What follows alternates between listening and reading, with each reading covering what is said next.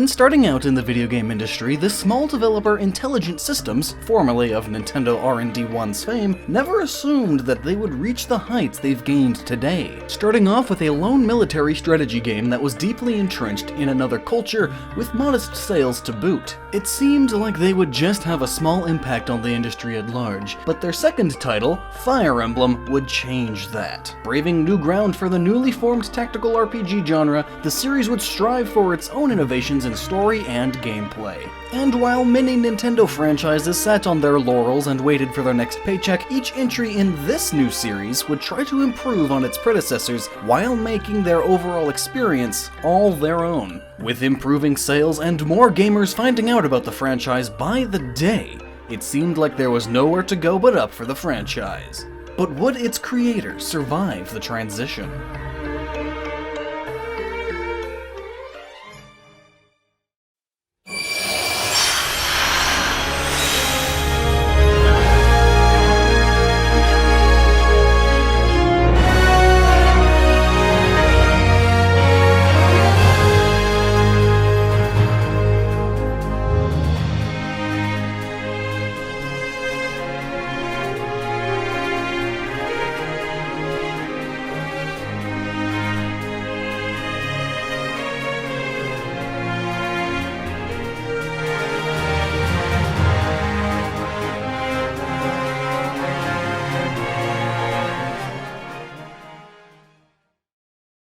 After the success of Fire Emblem Gaiden, Intelligent Systems finally felt it was time to move on from the Famicom to Nintendo's brand new Super Famicom. Having come out the same year as the original Fire Emblem, it was a surprise that the franchise was as much of a hit as it was, a testament to its quality in more ways than one. Since many people could have possibly missed out on the first entry, let alone the entire franchise itself, Intelligent Systems took the route that few developers take and decided to start from the ground up with a fresh take on their first outing. Fire Emblem Manshou no Nazo, or Fire Emblem Mystery of the Emblem, releasing in 1994, was more of the same Fire Emblem fans had come to love, but with its own innovations. Mystery of the Emblem was a remake and a sequel in one package, splitting into books 1 and 2. Each was developed with complete independence from one another, even featuring completely different soundtracks for each other. While the Super Famicom was, of course, a more powerful system, it still didn't have the power to feature basically two complete games on one cartridge, so cuts had to be made. 5 complete chapters and 6 characters unfortunately had to be cut away to make room for Book 2. But that's not to say that the game was lacking for content. No, it was actually bursting from the seams with it. Book 1 followed Shadow Dragon's story to a T, with some exceptions of course. Book 2, on the other hand, was a direct continuation of the story, with characters new and old reuniting to slay a dragon and save the kingdom once again. Even though this entry compromised the original story, everything else within it made up for that. Graphics were significantly upgraded from their 8-bit counterparts, allowing units to differentiate themselves from one another more effectively. Gameplay, in the end, proved to be the most significant improvement of them all. Taking many of the ideas Fire Emblem Gaiden had created, Mystery of the Emblem added those and its own ideas into the mix. Colored tiles helped the player understand where and how each unit would move in battle. Each weapon was crafted to look vastly different from each other, adding even more personality into the story. Units that had a horse or Pegasus were even able to dismount from their mounts, negating their weaknesses while creating new ones. The first implementation of the support system also made its way to this entry, in which units perform better in combat when they're near friends, family, or loved ones. Overall, battles were much faster and fancier than previous iterations, and it would only be improved on over time. Mystery of the Emblem proved to be a fantastic leaping-off point for the series, with its popularity growing faster by the day. After some time, it would actually become the most successful Fire Emblem game of all time in Japan, trouncing even modern entries by selling nearly 750,000 copies, a feat reserved for most mainstream Nintendo titles, a feat that Fire Emblem had earned. But before we could move on to the next entry, the series did what many other series have done, and created a few side projects. The first of these were manga adaptations of the series. Each told the full stories of the games, with added-in content for context on the matter at hand. There were even 2 separate series for Shadow Dragon at the time. But with the inclusion of manga, of course, came anime. Created in 1996, this OVA, coming out with only 2 pilot episodes, would tell the story of the original Fire Emblem all over again, but with added flashbacks to flesh out Marth's origin story even more. Oddly enough, with literally no word of mouth and an international release of Fire Emblem not even considered yet, these short few episodes made their way over to America, exposing an entirely untapped audience to the series. Something even stranger than this was Fire Emblem's first and most bizarre spin-off title, BS Fire Emblem, or Fire Emblem Akane Saga, releasing in 1997 for the equally baffling Satellaview, which was an add-on for the Super Famicom.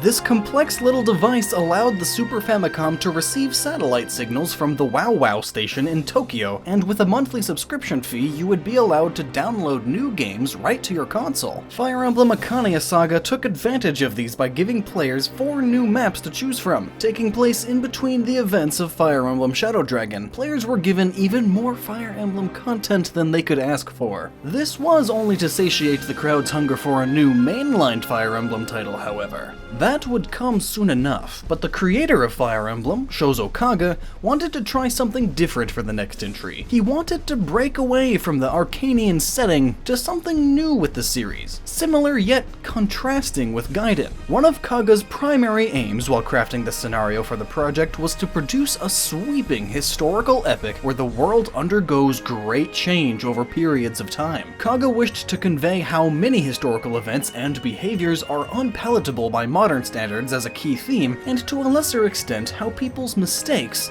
ended up changing the world. In this, he was determined not to whitewash history, and sought to present a medieval drama reflective of the true nature of the era, and to present both the heroes and the villains of fighting for their own justice, to emphasize the dangers posed by branding a conflict a holy war on either side. This holy war turned out to be the name too: Fire Emblem Seisen no Kefu, or Fire Emblem Genealogy of the Holy War. Releasing in 1997 was by far the most innovative Fire Emblem title in history. Taking the sweeping historical epic to heart, the game's story, while originally meant to be split into 3 parts, was made into 2 chapters. Genealogy of the Holy War is set on Jugdral, a land whose rulers bear the holy bloodlines of the 12 Crusaders. The game is split up into 2 halves, each separated by the time span of a generation. In the first generation, while most of his nation's army is off to war in the eastern nation of Isak, Lord Sigurd defends the duchies of Grandvale from a sudden invasion by the neighboring kingdom of Verdane,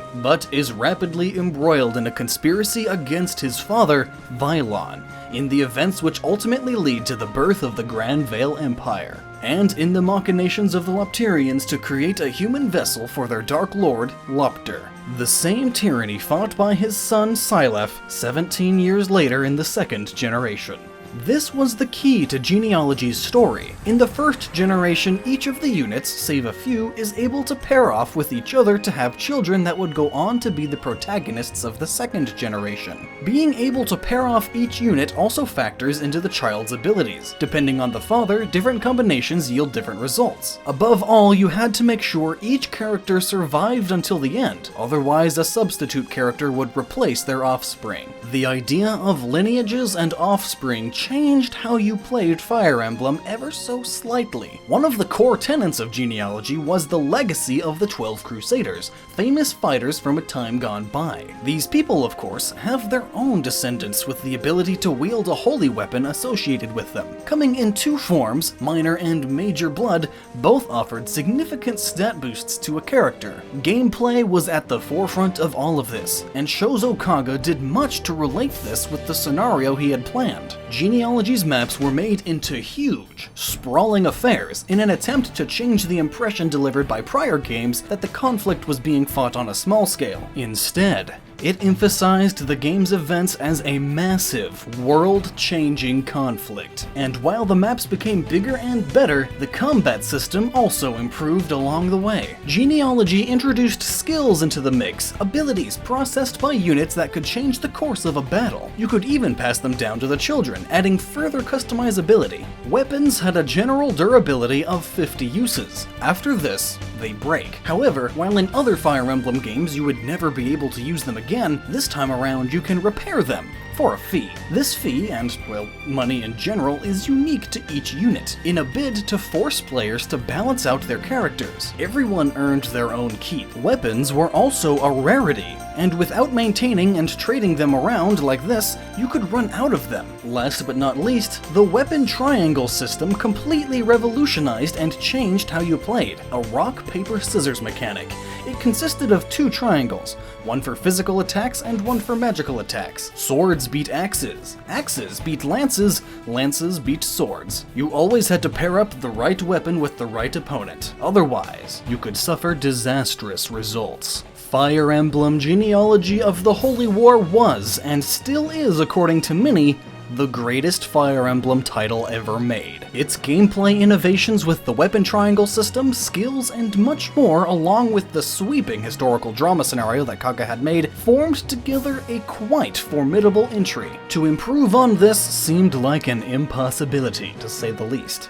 But Kaga and his team would try their very best. Their answer would come not 2 years after Genealogy's release, Fire Emblem Thracia 776. Releasing originally in 1999 through Nintendo Power and later in 2000 as a formal cartridge, this entry would take advice from Gaiden and tell its own side story. Featuring Leaf, one of the many possible children, Thracia 776 takes place between chapters 5 and 6 of Genealogy. And we won't say anything else because it would spoil the story of Genealogy, but we do recommend playing it. Anyway, back to the topic at hand, where Thracia innovated the most was, like Genealogy, its gameplay. While skills and the weapon triangle remained, Thracia added weapon ranks. Previously introduced in Genealogy as static and based on a class, Thracia implemented the version that would become the mainstay of the series. Ranks that increase through newfound weapons and by weapons gaining their own separate experience. The game also introduced a couple other systems, Rescue, Capture, and Fog of War. It allowed higher ranked units to rescue others from harm or have them leave the battle entirely at the cost of some penalties to their stats. Exclusive to Thracia and a more recent Fire Emblem venture is the Capture mechanic, an offensive version of rescuing in which units can overpower and seize enemies rather than killing them outright. You could then steal their weapons, let them go, or simply hold on to them to possibly recruit some extra units. Another mainstay mechanic became the Fog of War, a weather state that hinders your visibility of the battlefield. When it is in full effect, allied units have a limited range of vision and can't see anything outside of it, creating a sense of uncertainty and caution, as enemies are invisible until they walk right into your path. Fatigue also contributed to this sense of caution you required. Every time a unit performs an action, they gain fatigue. Use them too much and they won't be available for the next chapter. Speaking of chapters, there were concepts for those too.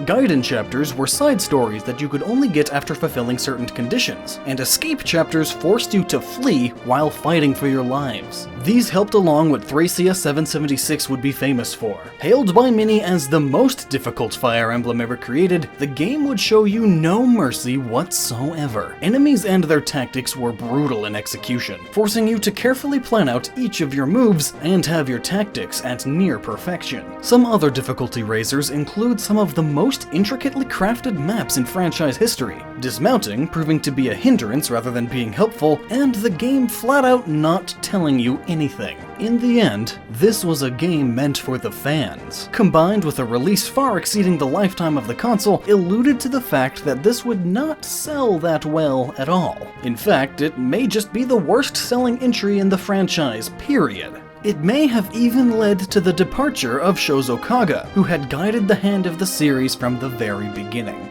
It all started with the release of the Nintendo 64. Back when everyone was getting hyped up for this new console, and Fire Emblem Genealogy of the Holy War had just released, fans were clamoring for an entry on Nintendo's shiny new console. Kaga would deny the claim, wishing to continue on with the Super Famicom system and return to Acania with the higher level of strategy in tow. However, not a year later, Shigeru Miyamoto would announce that a game would release on the console in 1998. The following year, Kaga revealed that his plans for a proper return to Acania had fallen through. If it had properly been released, Fire Emblem 64 would have been renamed Fire Emblem Ankoku no Miko, or Fire Emblem Maiden of Darkness for the now-failed Nintendo 64 DD. His plans falling through, among many other unknown reasons, would force Kaga to leave his beloved franchise behind forever. He would then form his own company, Turnanog, and create his own true successor to Fire Emblem, Emblem Saga. But with its creator gone and a AAA status at risk, the future looked grim for the Fire Emblem series, and Shozo Kaga wasn't out of this mess yet.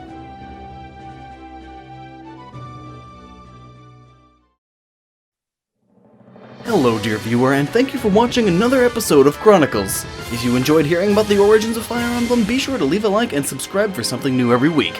But who am I? Well, I'm Lockstin, the main voice of Chronicles of Gaming.